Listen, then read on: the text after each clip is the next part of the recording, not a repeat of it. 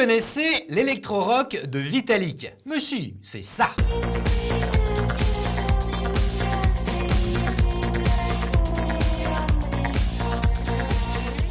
Mais vous ne connaissez certainement pas 1024 Architecture, le tandem d'architectes français, auteur du Show Lumière, qui accompagne Vitalik dans sa tournée européenne.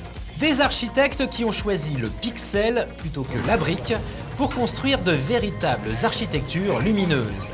Impossible de rater ça, nous les avons donc rencontrés en septembre dernier à Rock en Seine.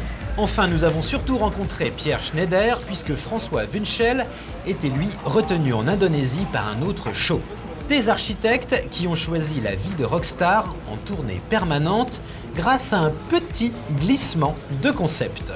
1024, c'est une résolution informatique, 1024 pixels par 768. C'est une résolution standard d'un écran d'ordinateur. Et donc on travaille sur des architectures de lumière, de pixels, de matière virtuelle. On combine le monde réel, construit, physique, et le monde virtuel, numérique, lumineux, fait de pixels.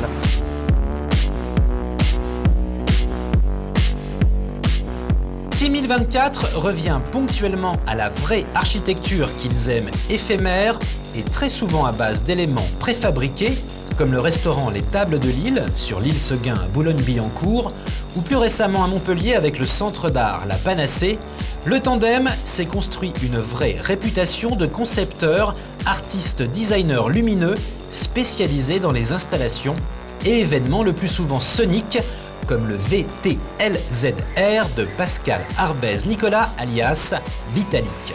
VTLZR, c'est une contraction de Vitalizer, une espèce de machine tonitruante qui est là pour amplifier le show et la musique de Vitalik. On le résume comme une espèce de synthétiseur de lumière volumique. C'est comme si on avait rajouté un instrument supplémentaire dans les mains de Vitalik. Donc là, caché des instruments, son dispositif qui est ici. Il y a un batteur, Tony, qui est en train d'installer sa batterie. Il y a un clavier et on a rajouté un troisième, un autre instrument, une espèce de synthétiseur de lumière. D'accord. Et concrètement, ça marche comment ?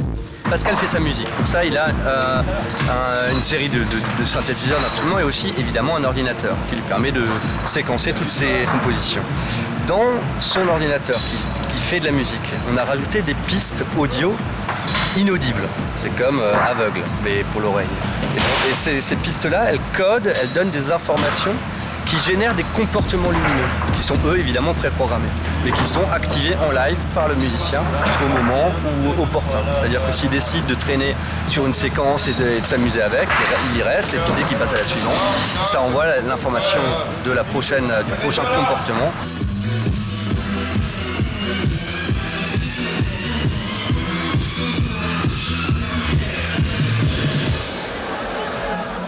Trois heures plus tard, je sentais qu'ils allaient tout donner à leur public. Alors j'avoue, j'ai pris un petit acompte, je suis allé dans la loge, leur taxer quelques munitions, histoire de tenir le coup et pouvoir assister à ça.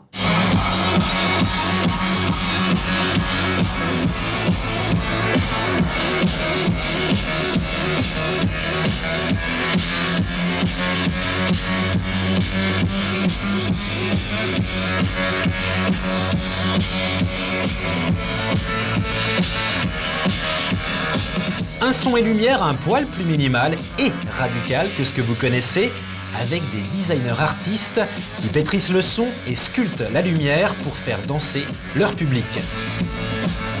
Du design donc très fonctionnel à découvrir urgemment sur scène. Les dates sont sur les sites de 1024 et de Vitalik.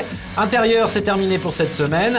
Au revoir et allez, encore un petit coup.